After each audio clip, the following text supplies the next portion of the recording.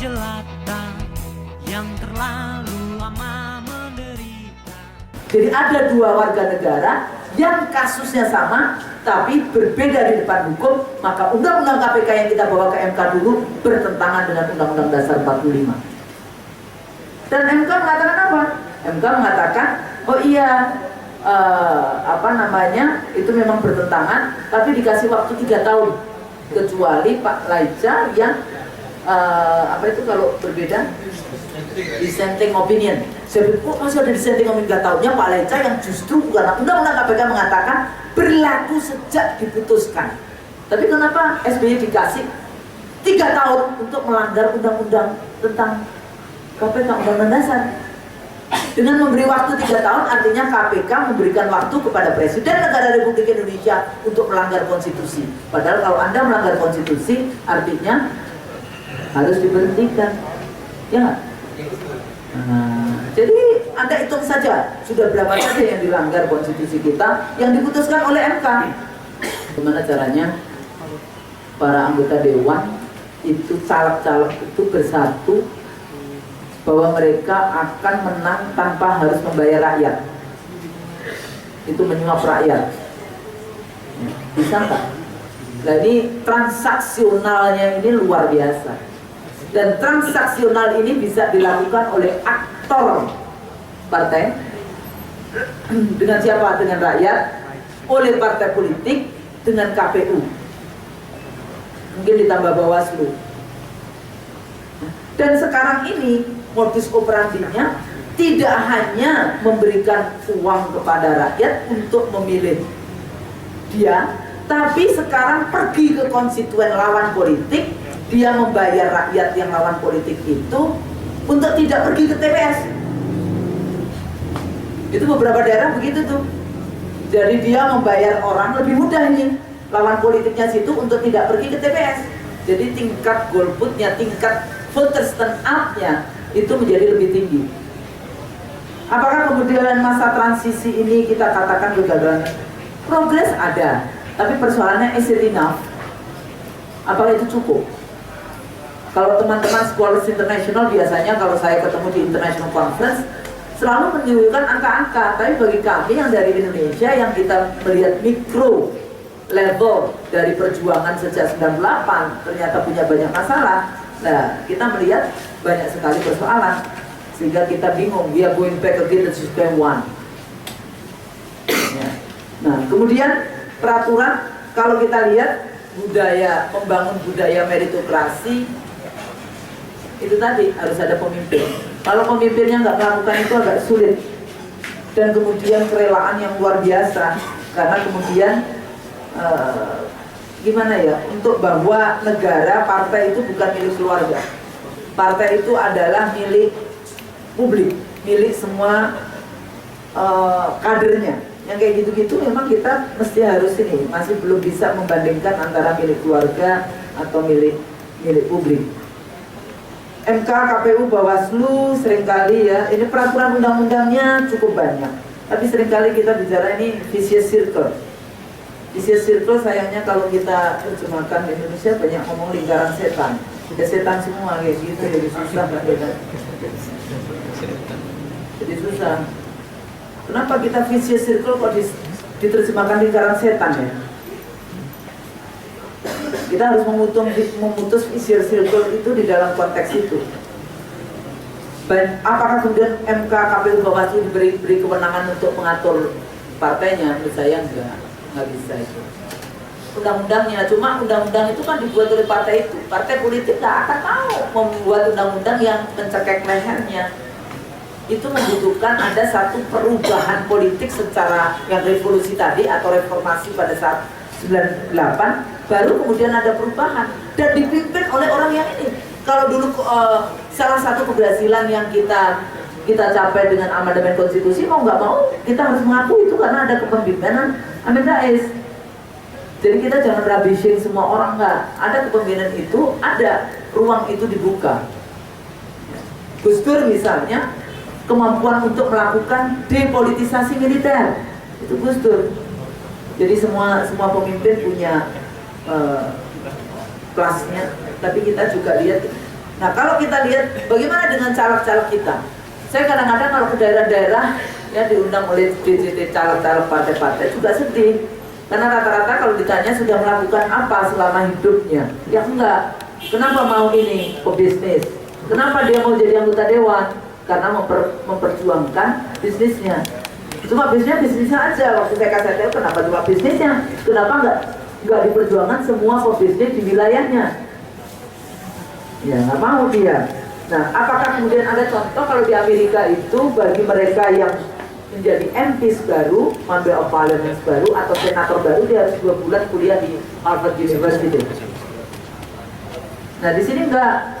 Partai, padahal di partai itu kan ada kader, ada cara. Saya dulu tinggal di Head of Department dari Ketua Departemen Ilmu Politiknya Sydney University selama 5 tahun. Salah satu anaknya adalah kader dari Partai Buruh Australia. Saya ikut mereka. Bagaimana dia belajar pidato, bagaimana dia belajar pidato only just 3 minutes. Jadi kalau pidato itu hanya 3 menit, deliver message dan chosen words. Jadi pilihan-pilihan kata-katanya. Biasanya kalau saya dengan Mas Anas beda. Mas Anas itu pilihan katanya. Kalau saya straightforward, scholars, kayak gitu ya. Kalau dia memang politiciannya sudah kelihatan pilihan-pilihan kata. Jadi chosen wordnya itu dikutipnya memang enak, kayak gitu kan. Bedanya. Ya karena saya harus belajar dari beliau ini. Di dalam konteks ini. Pidato itu penting. Speech like Obama. Anda kalau melihat pidatonya Obama kan luar biasa. John the Plumber, Soekarno, tukang becak, kayak gitu kan. Bagaimana Bapak tukang becak, Bapak ini bombok bakul dan sebagainya. Itu artinya Anda berbicara dengan masyarakat rakyatnya. Nah sekarang cek siapa pemimpin kita yang mampu berpidato seperti itu. Pidato aja, ini baru kita tuh. Yang kedua lagi adalah debat. Seorang anggota dewan itu diukurnya dari debatnya itu tadi. Anggota dewan itu dari dewan parlemen itu dari bahasa Prancis, parler government. Parler itu ngomong-ngomong. Jadi pemerintahan ngomong-ngomong. Jadi Anda bisa bayangkan Anda jadi anggota parlemen 5 tahun ngomong aja nggak pernah. Rakyat harus bayarin dia. Gimana? Parler itu ngomong-ngomong. Jadi apa yang diukur dari anggota DPR itu ngomong-ngomongnya itu. Berdebat, memperjuangkan kepentingan rakyat, ya kayak gitu. Nah kalau eksekutif, pemimpin eksekutif, presiden, gubernur, wali kota, itu to execute. Jadi jangan ngomong-ngomong. Oh iya ngomong, kabinetnya ngomong, presidennya nggak ngambil keputusan. Oh kasihan deh gue di ini mbak. Kalau presidennya aja sudah ngeluh, rakyatnya ngeluh ke siapa? Nah, presidennya ambil decision makers. Nah, itu presiden yang disebut risk takers, mengambil putusan dan sebagainya. Eksekutif diukurnya dari pengambilan keputusannya. Ya, jadi itu garis perjuangan. Nah, partai politik saya belum lihat ada ideologi garis perjuangan. Makanya semua, kalau saya punya gambar-gambar hasil pemilu 2055, 99, 2004, 2009, tidak ada 55 jelas ideologis. Sesudahnya gak ada, di tengah semua. Kembali ke desa dia. Di tengah semua, ya. Akhirnya apa nggak jelas? Kita mau bicara ekonomi yang mana? Pancasila dong, keadilan sosial bagi seluruh rakyat Indonesia, kedaulatan, kerakyatan, itu kan harusnya. Enggak, kita jual monggo silakan asing masuk. Padahal Indonesia itu bisa menjadi calon negara adikuasa. Kenapa? SDA-nya banyak, negaranya besar, jumlah penduduknya besar, tapi tidak punya pemimpin yang tahu bahwa negara kita besar. Nah ini jadi persoalan kita. Nah kalau kita lihat tadi kita buat aja satu daftar kayak gitu ya, di Demokrat, di Golkar, di PDIP, di PKB, di P3, di PAN, di PBB, semua partai lah sekarang yang 12 partai yang masuk pemilu ini. Sebenarnya seberapa jumlahnya, siapa, di mana saja dia rekrutmen itu, keluarga dan sebagainya. Saya sendiri belum mempersiapkan daftarnya, jadi mungkin belum bisa menjawab secara keseluruhan. Rekrutmen partai sedikit, menurut saya ini elit aja, obsesi para elit partai, nggak mau berkompetisi.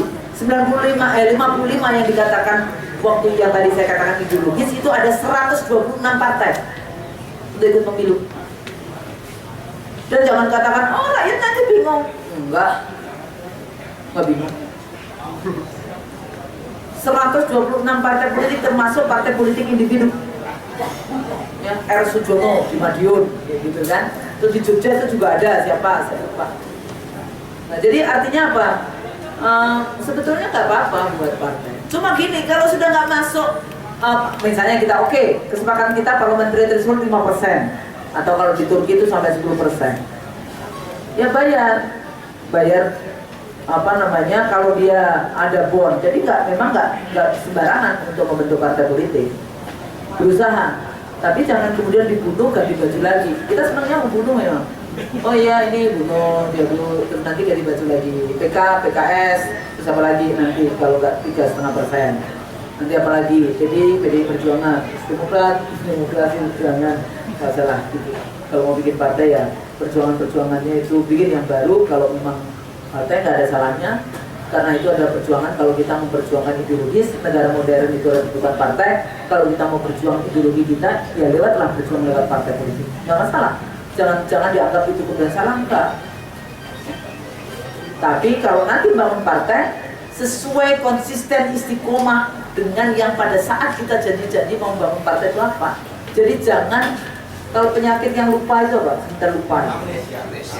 Tapi amnesianya lokal, nggak semuanya begitu. Amnesia lokal. Oleh karena itu mudah-mudahan apa yang saya sampaikan ini ada gunanya. Kalau salah itu dari saya, dan kalau benar itu ya mudah-mudahan itu dari Allah. Kalau saya salah, sama maaf. Wassalamualaikum warahmatullahi wabarakatuh.